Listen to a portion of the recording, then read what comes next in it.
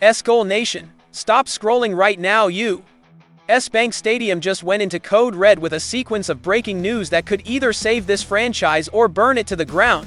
The silence has finally been broken, and what Justin Jefferson just said wasn't a press conference. It was a $35 million ultimatum. But before we reveal the bombshell that number 18 just dropped, you need to know that the defense has officially unleashed a new monster who is silencing every single critic, and the franchise quarterback just got cleared for one final shot at redemption. If you bleed purple and gold and refuse to let the Lions take the North, sit down. Subscribe right now, because the next 72 hours will define the entire 2026 season. We start with the best receiver in the league, who is tired of losing. The whispers turned into hurried footsteps toward the team bus, and the silence echoed louder than the opposing crowd. For the first time in his career, after that embarrassing loss to the Seattle Seahawks in Week 13, Justin Jefferson disappeared. He skipped the media. He ignored the microphones. And now, finally, he explained why. And the answer is terrifying for any fan dreaming of a winning future. The name dictating the rules is Justin Jefferson, and his patience has officially run out. Let's get to the concrete facts. Jefferson admitted he left without speaking because he was about to say something he would regret. He stated textually that he was frustrated because the offense keeps doing the same exact thing week after week, when the highest paid non-quarterback in history, making $35 million a year, says the problem is repetitive. He is pointing the finger directly at one position, the quarterback. This changes absolutely everything behind the scenes in Minnesota. Jefferson isn't just a receiver, he is the solar system of this offense. This season, his production has dipped, not due to a lack of talent, but because the person throwing the ball simply cannot hit passes that used to be automatic. Jefferson's frustration with the attempted development of J. McCarthy and the inefficiency of Max Brusmer is palpable. The context here is brutal.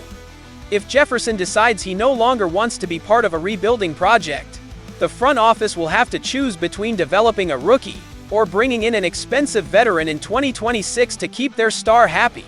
The impact of this statement is seismic. We are talking about the final 5 games of this season serving not just to finish the schedule, but as an audition for the survival of coaches and quarterbacks.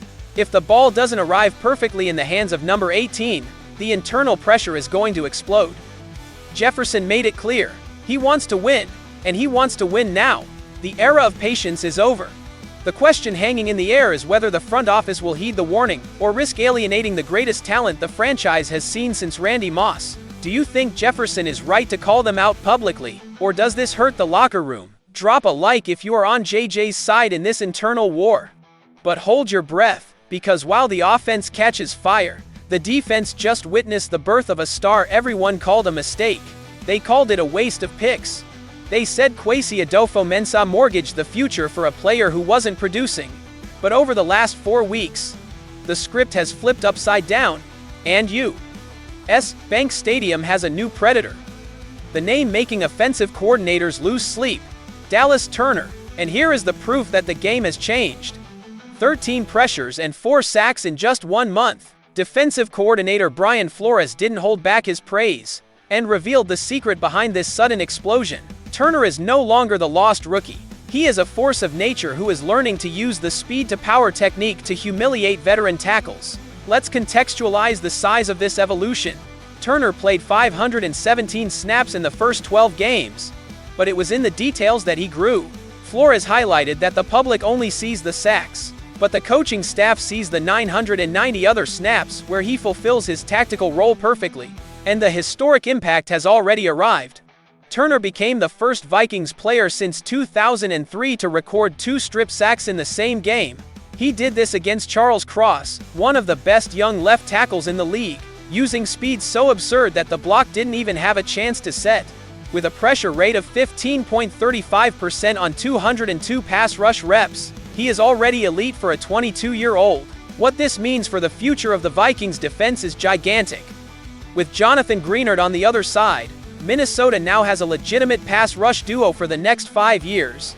The criticism regarding the cost of the draft trade is disappearing with every quarterback Turner puts on the ground. He transformed the narrative from bust to defensive pillar in less than 30 days. This changes the draft strategy for next year. allowing the team to focus entirely on fixing the offensive line or the secondary, knowing the front seven is secured. Brian Flores said he is working really hard, and the results are on the field. Now I ask you, with this evolution, has Dallas Turner already paid the price we paid for him in the draft? Comment your grade for him below. If you are hyped about this defense, smash the like button, but don't leave yet, because the most critical news involves the health of the man with the impossible mission to save everyone's job. The starting quarterback is back, but he describes the feeling as getting kicked by a donkey. It is official, and it is frighteningly urgent. J. McCarthy, the man on whom the franchise bet all its chips, has cleared concussion protocol and is going into the sacrifice this Sunday against the Washington Commanders. But the statement he gave about his recent injury is what has the fanbase in a panic.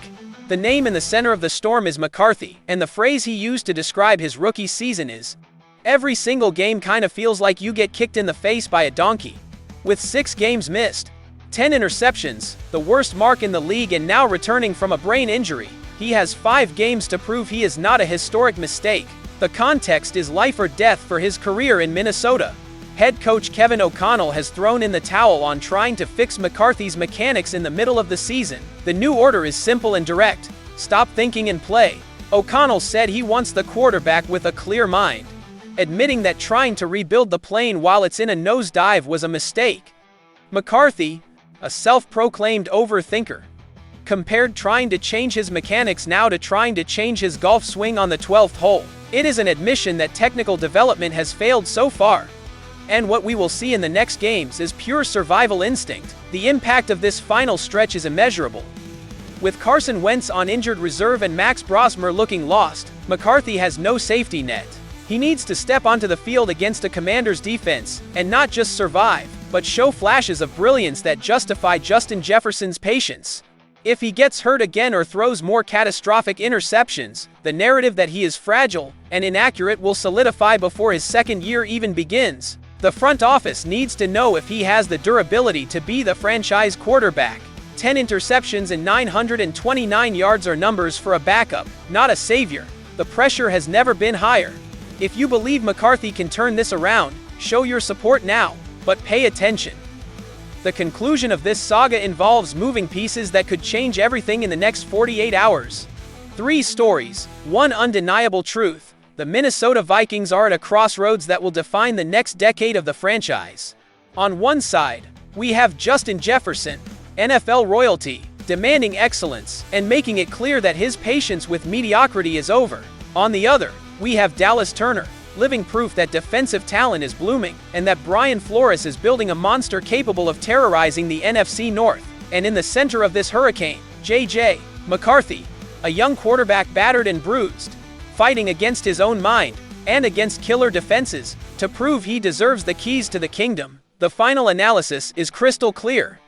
If McCarthy can stabilize the ship and connect with Jefferson in these last 5 games, the crisis narrative disappears, and we enter 2026 as legitimate contenders.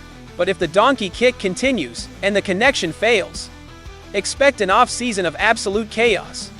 With trade rumors, firings, and a desperate search for a veteran, the future is not written. It is being forged right now, snap by snap, amidst headaches and $35 million worth of pressure. The defense is championship ready. The offense is in the ICU. The balance between these two worlds is what will decide if we are going to the Super Bowl or to the top of the draft again. Now I need Skull Nation to stand up and make some noise. 1. If you trust that Kevin O'Connell can save J.J. McCarthy's mind, leave your like right now. 2. Go to the comments and answer the $1 million question. Do you prefer to give McCarthy 1 more year to develop? Or should the front office bring in a tough veteran to capitalize on Jefferson's prime? I want to see the debate catch fire. 3. Subscribe to the channel, because every new subscriber is a nightmare for Packers fans who think the division is theirs. We will cover every move, every rumor, and every snap of this final stretch. But don't close the video yet, because the suspense isn't over. There is a rumor circulating behind the scenes that the front office is already monitoring the situation of a veteran quarterback who might become a free agent. And this would be Plan B if McCarthy fails in these 5 games. And to make matters worse, Sources from Green Bay indicate that the Packers are planning an aggressive maneuver to steal one of our key assistant coaches next season. The war for the North never ends. Stay locked in, hit the notification bell, and I'll see you in the next battle. SKOL.